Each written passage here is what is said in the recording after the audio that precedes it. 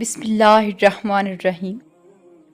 وہ پروردگار جو ساری کائنات کو سنبھالنے والا ہے، ہر مشکل کو دور کرنے والا ہے، کیا وہ تمہاری مشکل کو دور نہیں کرے گا؟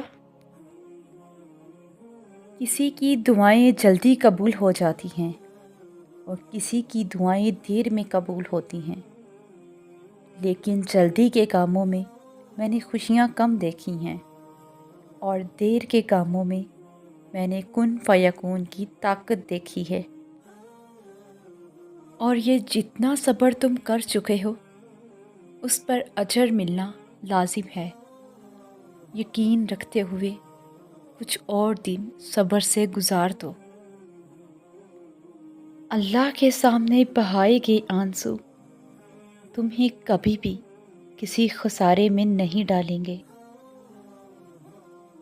ہمت مت ہارو، دعا مانگتے رہو تب تک جب تک جواب نہیں مل جاتا۔ جب وہ تمہیں صبر کی انتہا کو لے آیا ہے تو یقین رکھو کہ آزمائش اب ختم ہونے والی ہے اور پھر ہر اس چیز سے نواز دیا جائے گا جس کے لیے تم راتوں کو اٹھ اٹھ کر جولی پھیلایا کرتے تھے۔ دیکھو، سنو، اللہ نے کبھی یہ نہیں کہا کہ راستے آسان ہوں گے۔ ہاں، مشکلیں آئیں گی، حالات دشوار لگیں گے، راستے کھٹن بھی ہو سکتے ہیں، مگر تم نے ثابت قدم رہنا ہے، ہار نہیں ماننی۔ کیا اس نے تمہیں انکار کیا؟ خود سے انکار سمجھ لینا تمہارے ایمان کی کمزوری ہے۔ کیا تمہیں اللہ سبحانہ تعالیٰ پر یقین نہیں؟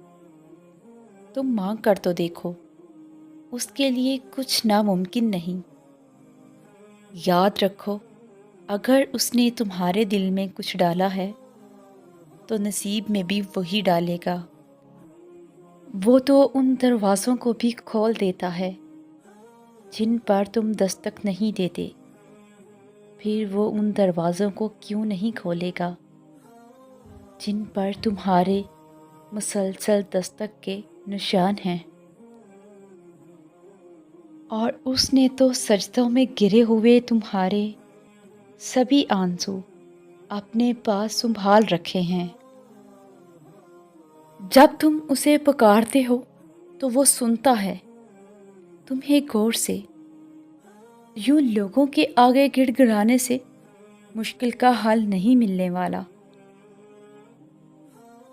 جب دعا مانگنے لگو تو یاد رکھو جس سے مانگ رہے ہو وہ المجیب ہے، یعنی کہ تمہاری دعاؤں کو قبول کرنے والا۔ اور جب دعا مانگ چکو تو یاد رکھو کہ جس سے مانگا ہے وہ القادر ہے، یعنی ہر چیز پر قدرت رکھنے والا۔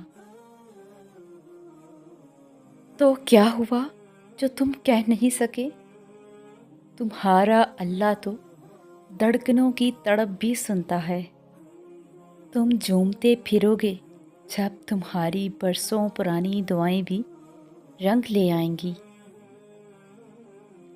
جیسے توبہ قبول ہو جائے تو یاد گناہ بھی ختم ہو جاتی ہے، بالکل ویسے ہی جب اللہ کو تمہارا صبر کرنا پسند آ جاتا ہے تو وہ ہر اس یاد کو تمہارے دل سے نکال دیتا ہے جو تمہیں بے چین رکھتی ہے۔ وہ دل مطمئن کرنے خوب جانتا ہے۔